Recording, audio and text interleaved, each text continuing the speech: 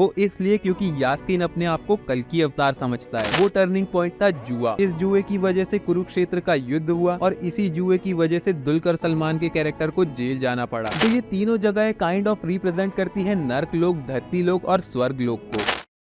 तो क्या यास्किन कल्कि अवतार है और दुलकर सलमान का कैरेक्टर युधिष्ठिर या फिर दुर्योधन है? तो इन्हीं सभी चीजों के बारे में इस वीडियो में जानेंगे। तो वीडियो बहुत ही इंटरेस्टिंग होने वाली है, इसलिए वीडियो को आखिरी तक जरूर देखना। लेकिन उससे पहले जल्दी से वीडियो को लाइक कर दो और चैनल को भी सब्सक्राइब कर दो। तो सबसे पहले बात करते हैं कि यास्किन कल्कि अवतार कैसे है। तो देखो, पूरी मूवी में हम लोगों को बहुत सारे सिंबोलिज्म और बहुत सारी बातें बताई गई है, जिससे ये प्रूव होता है कि जो यास्किन है वो अपने आप को भगवान या फिर मोस्ट प्रोबेबली कल्कि अवतार समझता है। अब एक एक करके सभी चीजों की बात करते हैं। अब सबसे पहले हम लोग काशी, शंबाला और कॉम्प्लेक्स पर ध्यान दें तो ये तीनों जगह काइंड ऑफ रिप्रेजेंट करती है नर्क लोक, धरती लोक और स्वर्ग लोक को। काशी जो है वो रिप्रेजेंट करती है नर्क लोक को, क्योंकि काशी में कोई भी भगवानों को नहीं याद करता है। सब लोग भगवान के बारे में भूल चुके हैं। वहाँ पर सांस लेने तक के लिए फ्रेश एयर नहीं है, वहाँ पर गरीबी है, लोगों के पास पैसा नहीं है और लोग धोखेबाजी करते हैं और पैसे के लिए कुछ भी कर सकते हैं। जिसके बाद दूसरी जगह आती है शंबाला, जो की रिप्रेजेंट करती है धरती लोक को। शंबाला में अभी भी अच्छे लोग रहते हैं, वो लोग भगवान में बिलीव करते हैं और इवन उन प्रोफेसीज पर भी बिलीव करते हैं जो भगवानों के द्वारा की गई है, कि एक दिन आएगा कोई सेवियर उन लोगों को बचाने, जो कि पूरी दुनिया से दुख, दर्द, पीड़ा सब कुछ खत्म कर देगा। जिसके बाद तीसरी जगह है कॉम्प्लेक्स यानी कि स्वर्ग लोक। वहाँ पर लोगों के पास बहुत ही अच्छी लाइफस्टाइल है, वो सब कुछ है जो तुम लोग इमेजिन कर सकते हो। बहुत ही सुंदर पहाड़ है, नदियां है, समंदर है, झरने हैं और सबसे इम्पोर्टेंट वहाँ पर है उनका भगवान, जो की है सुप्रीम यास्किन। सुप्रीम यास्किन को हम लोग देखते हैं कि वो कॉम्प्लेक्स में भी सबसे ऊपर रहता है और वो इसलिए ऐसा करता है ताकि वो लोगों को बता सके कि वो खुद एक भगवान है। पूरी मूवी में हम लोग उसको कहते हुए सुनते हैं कि उसने मानव जाति को बचाया है। मानव जाति जो कि भगवानों के नाम पर लड़ते रहते हैं, प्रकृति को नुकसान पहुंचाते रहते हैं और उनको भले ही कितने भी मौके मिले वो कभी नहीं सुधरते हैं। इसीलिए उसने एक युद्ध में पूरी दुनिया खत्म कर दी और सभी के सभी जो नेचुरल रिसोर्सेज है वो अपने पास कॉम्प्लेक्स में रख लिए और यहाँ तक कि उसने आइडिया ऑफ गॉड को भी खत्म ही कर दिया है। इसलिए हम लोग देखते हैं कि काशी में किसी को भगवान के बारे में पता भी नहीं है, इवन उनका नाम तक नहीं पता है। अब यास्किन ने लोगों के दिल, दिमाग, मन हर जगह से भगवान को तो निकाल ही दिया है, लेकिन अब वो खुद अपने आप को भगवान की तरह रिप्रेजेंट करता है उन लोगों के सामने। वो सबसे पहले तो कॉम्प्लेक्स यानी कि स्वर्ग जैसी जगह पर रहता है। इसके अलावा भी हम बुज्जी एंड भैरवा के एपिसोड्स में देखते हैं कि काशी में कई सारे रिलीजियस जो फ्लैग्स है वो लगे हुए हैं और ये रिलीजियस फ्लैग्स और किसी के नहीं बल्कि यास्किन के ही है, जो कि अपने आप को एक गॉड और रिलीजन की तरह प्रमोट कर रहा है काशी में। और इवन एक और चीज ध्यान दे तो उसका जो कॉम्प्लेक्स है उस पर भी हम लोग एक बड़ा सा लोगो देख सकते हैं, जिसमें एक गॉड फिगर जैसी कोई एंटिटी बनी हुई है। तो इतने सारे सिंबोलिज्म हम लोगों को मूवी में दिए गए हैं ये बताने के लिए कि यास्किन अपने आप को गॉड समझता है। अब यहाँ पर सवाल ये आता है कि अगर यास्किन अपने आप को भगवान समझता है तो फिर वो कल्कि अवतार कैसे हुआ? तो इसका आंसर हम लोगों को दो चीजों में मिलेगा। पहला तो है मूवी का पोस्ट क्रेडिट सीन और दूसरा है प्रोजेक्ट के। अब पहले बात करते हैं पोस्ट क्रेडिट सीन पर। तो देखो, पोस्ट क्रेडिट सीन में हम लोग देखते हैं कि सुमति के पेट से निकाली हुई जो सीरम की एक बूंद है उससे यास्किन लगभग पूरी तरीके से रिकवर हो जाता है और उसी के बाद वो गांडीव धनुष को भी उठा लेता है, जो कि एक्टिवेट भी हो जाता है और उसके साथ ही वो वहाँ पर श्लोक जैसे कुछ लाइनें भी बोलता है कि आ रहा है जगन्नाथ के रथ का चक्रवात और उस रथ के चक्रवात से प्रलय आने वाला है। लेकिन यहाँ पर सोचने वाली बात यह है कि यास्किन भगवान जगन्नाथ को क्यों मेंशन कर रहा है? वो इसलिए क्योंकि यास्किन अपने आप को कल्कि अवतार समझता है। भगवान जगन्नाथ इनकारनेशन है भगवान विष्णु के और कल्कि भी 10वें अवतार होंगे भगवान विष्णु के और इसीलिए यहाँ पर यास्किन भगवान जगन्नाथ का मेंशन करता है। अब बात करते हैं दूसरे रीजन प्रोजेक्ट के पर। यास्किन अपने आप को कल्कि अवतार समझता है और यही रीजन हो सकता है कि उसने प्रोजेक्ट के शुरू किया हो। हम लोगों को पूरी मूवी में ये कहीं भी नहीं पता चल पाया है कि प्रोजेक्ट के आखिरकार में है क्या। अब देखो, यहाँ पर प्रोजेक्ट के कुछ भी हो सकता है। प्रोजेक्ट कल्कि, कली, कृष्णा, कर्ण, कुरुक्षेत्र कुछ भी हो सकता है, लेकिन पर्सनली मुझे दो पॉसिबिलिटीज लगती है। पहली तो पॉसिबिलिटी ये है कि यास्किन बॉडी ढूंढ रहा है कल्कि अवतार की, ताकि जैसे ही कल्कि अवतार पैदा हो वो अपनी कॉन्शियसनेस कल्कि अवतार में डाल सके, जिसके कारण वो और भी ज्यादा पावरफुल हो जाएगा। या फिर दूसरा रीजन ये हो सकता है कि वो कल्कि अवतार की बॉडी इसलिए ढूंढ रहा है ताकि वो उनको पैदा होते से ही खत्म कर सके, क्योंकि अब उसके अकॉर्डिंग इस संसार को उसके अलावा और कोई दूसरे भगवान की जरूरत नहीं है। अब ये सभी चीजें प्रूव करती है कि यास्किन अपने आप को भगवान और कल्कि अवतार समझता है। अब इन्हीं सभी चीजों को बैक करने के लिए मेरे पास एक और थ्योरी है कि हो सकता है कि यास्किन को और कोई नहीं बल्कि कली मैनिपुलेट कर रहा है। कली यास्किन को सोचने समझने पर मजबूर कर रहा है कि वो एक भगवान है, वो एक सेवियर है लोगों का, और यहाँ तक कि वो खुद ही कल की अवतार है। सुनने में ये सब कुछ रिडिक्यूलस लगता है, लेकिन इसके चांसेस बहुत ज्यादा है। अब जिसके बाद बात करते हैं कि दुलकर सलमान का कैरेक्टर दुर्योधन या फिर युधिष्ठिर कैसे है। तो देखो, मूवी में जो दुलकर सलमान का कैरेक्टर है और उसकी जो स्टोरी है, उसमें सीधे सीधे पैरेलल्स ड्रॉ किए गए हैं युधिष्ठिर और दुर्योधन से। युधिष्ठिर, दुर्योधन और दुलकर सलमान का कैरेक्टर, इन तीनों की लाइफ में एक बहुत बड़ा टर्निंग पॉइंट था, और वो टर्निंग पॉइंट था जुआ। इस जुए की वजह से कुरुक्षेत्र का युद्ध हुआ, और इसी जुए की वजह से दुलकर सलमान के कैरेक्टर को जेल जाना पड़ा। जहां महाभारत में युधिष्ठिर ने इस जुए में अपना धन, दौलत, राज्य और यहाँ तक कि अपने भाई और पत्नियों को भी दांव पर लगा दिया था, और फिर उसे हार भी गए थे। वैसे ही यहाँ पर हम लोग मूवी में देखते हैं कि जो दुलकर सलमान का कैरेक्टर है, उसने बचपन से भैरवा को पाला पोसा, बड़ा किया, उसे काबिल बनाया, फिर बाद में जाकर उसने भैरवा को जुए में दांव पर लगाया और उसे हार भी गया। तो हम लोग यहाँ पर क्लियरली युधिष्ठिर और दुलकर सलमान के कैरेक्टर्स के बीच में सिमिलैरिटीज देख सकते हैं, और इसलिए मुझे लगता है कि दुलकर सलमान का कैरेक्टर युधिष्ठिर हो सकता है। अब इसके अलावा मुझे ये भी लगता है कि दुलकर सलमान का कैरेक्टर युधिष्ठिर नहीं बल्कि दुर्योधन हो सकता है। अब उस चीज का रीजन भी सेम ही है जो युधिष्ठिर के लिए है। महाभारत से हमें ये पता है कि कर्ण दोस्त था दुर्योधन का। दुर्योधन ने कर्ण को मान सम्मान दिया, यहाँ तक कि उसे अंग देश का राजा भी बनाया, और इसीलिए कर्ण लॉयल था दुर्योधन के प्रति। लेकिन हम सबको पता है कि दुर्योधन ने ये सब कुछ किया था अपने स्वार्थ के लिए, ताकि जो कर्ण है वो पांडवों की तरफ से नहीं बल्कि कौरवों की तरफ से लड़े कुरुक्षेत्र के युद्ध में। और यही सिमिलैरिटीज हम लोग दुलकर सलमान के कैरेक्टर में भी देखते हैं। उसने बचपन से भैरवा को पाला पोसा, बड़ा किया, काबिल बनाया, लेकिन वो सब कुछ उसने किया अपने स्वार्थ के लिए। मूवी में हम लोग देखते हैं कि वो भैरवा को ही दाव पे लगा देता है और फिर उसे हार भी जाता है जुए में, लेकिन अपना भैरवा 1.5 शाना निकला और उसने दुलकर सलमान के कैरेक्टर को ही कॉम्प्लेक्स के हवाले कर दिया। तो यहाँ पर भी बहुत सारी सिमिलैरिटीज है दुलकर सलमान के कैरेक्टर और दुर्योधन में, तो इसलिए मुझे लगता है कि वो दुर्योधन भी हो सकता है। तुम्हें क्या लगता है कि दुलकर सलमान का कैरेक्टर क्या हो सकता है, दुर्योधन या फिर युधिष्ठिर? मुझे कमेंट में जरूर बताओ। इसके अलावा भी मेरे पास एक और इंटरेस्टिंग थ्योरी है, जिसके अकॉर्डिंग हो सकता है कि जो काउंसलर बानी है वो और कोई नहीं बल्कि शकुनी हो सकता है। अब अगर ये जानना चाहते हो कैसे, और अगर इस पे वीडियो चाहिए तो कमेंट्स में जाके शकुनी लिख दो। इस वीडियो के कमेंट्स का टारगेट रखते हैं हम लोग 200 कमेंट्स का। बाकी उसके साथ ही वीडियो को दबा के लाइक करो और चैनल को भी सब्सक्राइब कर लेना, ऐसे ही और भी कंटेंट के लिए। उसके साथ ही मिर्जापुर के सीजन 3 के ट्रेलर का बहुत ही डिटेल में ब्रेक डाउन किया है, तो उसको भी जरूर से चेकआउट कर लेना।